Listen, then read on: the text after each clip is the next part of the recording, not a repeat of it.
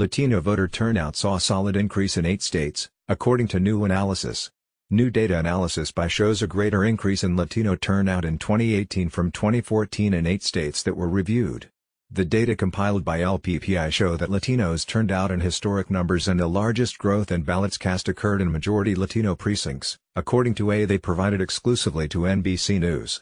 In LPPI's 8-state analysis, 52% of the precincts they identify in Latino districts saw a greater than 70% jump in ballots cast from 2014, compared to just 36% of the precincts they identified in non-Latino districts.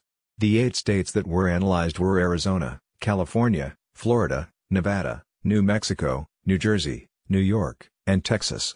Across these states, Democrats were able to flip 20 seats from Democrat to Republican that were rated as toss-up or lean by Cook Political Report, according to the report.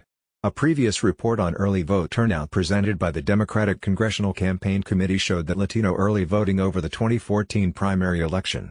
The Democratic Congressional Campaign Committee targeted media markets in these states with ad buys that aired just before the election, and targeted campaigns throughout the primary election in support of key candidates, such as Gil Cisneros in California, who won a dramatic victory in Southern California to complete the historic transformation of Orange County from red to blue.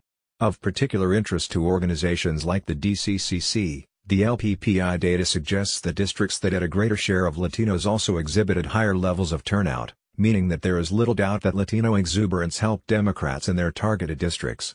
For instance, in those California precincts where Latinos made up more than 75% of the district, the change in ballots cast from 2014 to 2018 was greater than 70% in almost half of those precincts, 46%. By contrast, in precincts identified as non-Latino, those where Hispanics were under 10% of the district, the vote change from 2014 was greater than 70% in just 18% of the precincts. In Nevada, where Latinos made up more than 75% of the districts, the change in ballots cast from 2,104 to 2018 was greater than 70% in almost 9 and 10, 87%, of the precincts.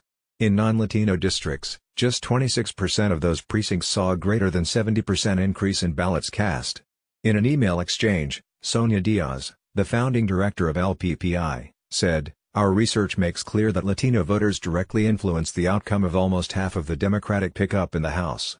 Here, Latino voters across 8 important states experienced an average increase of 96% from 2014 to 2018 in the number of ballots cast." DCCC spokesperson Javier Gamboa said Democrats built a winning strategy in the 2018 midterms that energized the base in historic ways by engaging with the Democratic base early and investing in communities of color. As we move forward with protecting the majority in the House and taking back the Senate and White House, Democrats should utilize the DCCC's roadmap in order to establish a strong position with voters of color heading into this new election cycle, said Gamboa. The DCCC has a new chair, Cherie Bustos, to lead the organization into the next election. Bustos is a House representative from Illinois. Organizations like Mi Familia Vota hope to expand on the new surge in participation going into 2020.